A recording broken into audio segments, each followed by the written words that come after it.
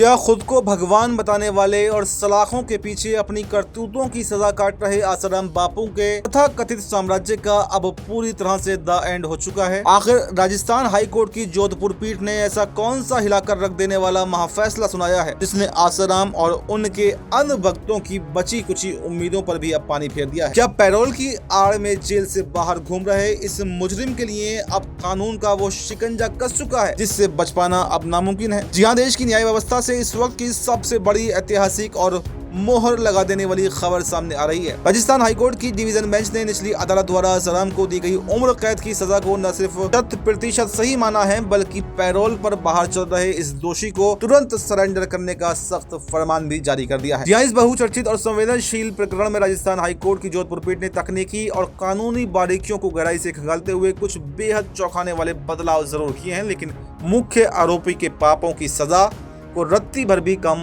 नहीं किया है। अदालत ने आसाराम बापू समेत 3 आरोपियों की अपीलों पर मैराथन सुनवाई करने के बाद में उन्हें सामूहिक रूप से किए जाने वाले अपराध यानी कि गैंगरेप की धारा 376 डी के आरोप से तकनीकी रूप से बरी कर दिया है। हाईकोर्ट ने साफ कर दिया है कि रिकॉर्ड पर उपलब्ध साक्ष्यों के आधार पर सामूहिक बलात्कार का अपराध कानूनन साबित नहीं होता है और इसी वजह से कोर्ट ने मामले से धारा 120 बी यानी आपराधिक साजिश और धारा 34 के आरोपों को भी पूरी तरह से हटा दिया है।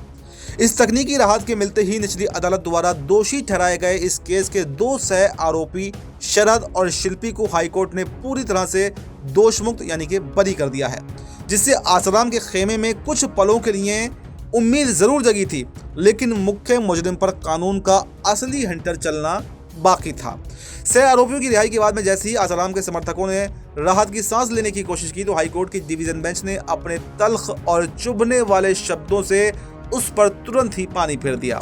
अदालत ने 2 टूक शब्दों में ये स्पष्ट कर दिया कि भले ही सामूहिक अपराध और साजिश की धाराएं इस केस से हट गई हों, लेकिन मुख्य आरोपी आसाराम पर लगे व्यक्तिगत और घिनौने आरोप पूरी तरह से सच हैं और वो साबित हो चुके हैं। कोर्ट ने माना कि एक नाबालिग पीड़िता के साथ में किए गए इस जघन्य कृत्य के लिए पॉक्सो एक्ट और दुष्कर्म की अन्य गंभीर धाराओं के तहत निचली अदालत का फैसला बिल्कुल सही था। हाईकोर्ट ने कड़े शब्दों में कहा है कि एक मासूम बच्ची के विश्वास को कुचलने वाले इस कृत्य के लिए आसाराम को दी गई आजीवन कारावास यानी कि उम्र कैद की सजा बिल्कुल न्याय संगत है और इस मुजरिम को सजा के मोर्चे पर किसी भी प्रकार की ढील या नरमी नहीं दी जा सकती।